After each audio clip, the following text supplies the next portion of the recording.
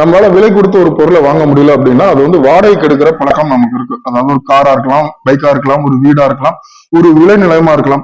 இது வந்து நம்மளால சொந்தமா பணம் கொடுத்து வாங்க முடியலன்னா ஒரு கால அவகாசம் வரைக்கும் அது வாடகைக்கு நம்ம எடுக்கிற பழக்கம் இருக்கு.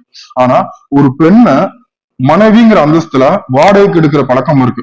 நம்ம இந்தியால மத்திய பிரதேஷ் மாநிலத்துல இந்த பழக்கம் இன்ன வரைக்கும் நடந்துட்டு இருக்கு. ஒரு பெண்ணை மனைவியா வாடகைக்கு எடுக்கிற இந்த பழக்கத்துக்கு தடிஷா பிரதா அப்படிங்கிற பேரும் கூட வச்சிருக்காங்க.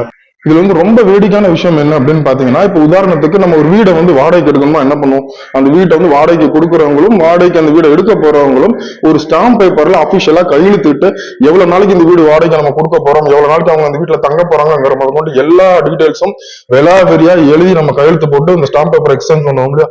அதே மாதிரி எந்த பெண், அந்த பெண்ணுடைய பெயர் என்ன, வயது என்ன, எவ்வளவு நாளைக்கு இந்த பெண் வந்து மனைவியா ஒருத்தர்கிட்ட வந்து வாடகைக்கு இருக்க போறாங்க, உதாரணத்துக்கு 10 நாளா கூட இருக்கலாம், இல்ல 1 மாசமா இருக்கலாம், இல்ல 1 வருஷமா கூட இருக்கலாம், எவ்வளவு நாள் இருக்க போறாங்க, எப்ப திருப்பி அனுப்புவாங்கிற டீடைல்ஸ் ஃபுல்லா ஒரு ஸ்டாம்ப் பேப்பர்ல அபிஷியலா எழுதி கையெழுத்து போட்டு இந்த டிரான்சாக்சன் வந்து நடந்துட்டு இருக்கு. இந்த அக்ரிமெண்ட்ல ஏதாவது மாற்றங்கள் செய்யணும் கூட செஞ்சுக்கலாம். உதாரணத்துக்கு ஒரு பெண் வந்து மனைவியா கிட்டத்தட்ட ஒரு மாசத்துக்கு அந்த அக்ரிமெண்ட்ல டியூரேஷன் டைம் போட்டிருக்காங்க அப்படின்னா, எனக்கு வந்து 1 மாசம் மேல 2 மாசம் வரைக்கும் அந்த பெண் கூட இருந்துக்கலாம் அப்படின்னா மறுபடியும் என்ன பண்றாங்கன்னா அந்த அக்ரிமெண்ட் வந்து ரினியூ பண்றாங்க. கொஞ்சம் கேட்கறதுக்கே வேடிக்கையா இருக்கு பாத்தீங்களா.